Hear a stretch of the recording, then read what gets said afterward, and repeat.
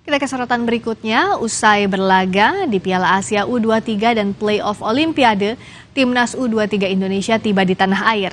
Kedatangan tim asuhan pelatih Shin Tae-yong ini disambut hangat supporter yang mengapresiasi pencapaian Timnas U23. Rombongan Timnas U23 tiba di Bandara Soekarno-Hatta pada Sabtu pagi. Shin Tae-yong menyebut anak-anak asuhnya telah bekerja keras sehingga mampu meraih posisi 4 besar di Piala Asia U23. STY yakin skuad Garuda Muda bisa mencetak lebih banyak prestasi.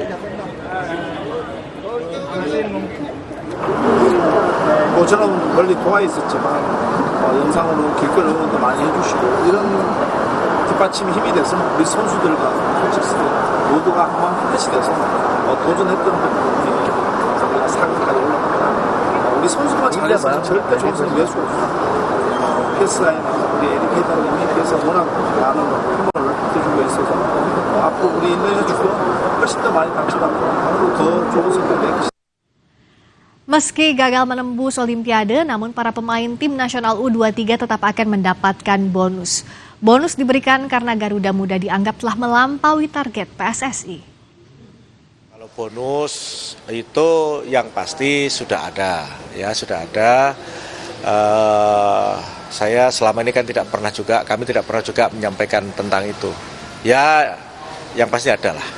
Untuk membangkitkan motivasi teman-teman. Oh ya, sepak bola itu kan kita mau ngomong keras seperti apapun, kalau tidak ada bonusnya ya kan nggak semangat.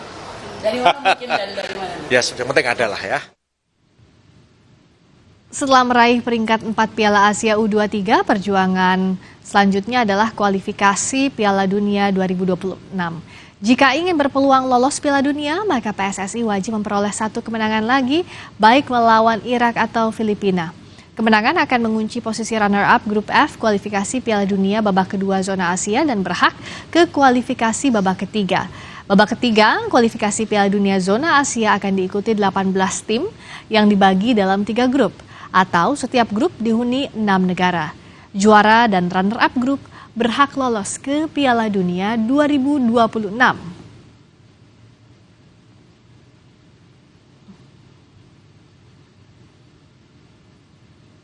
Saudara, baru-baru ini Prabowo Subianto mewanti-wanti bagi pihak yang tak ingin bekerja sama untuk jangan ganggu.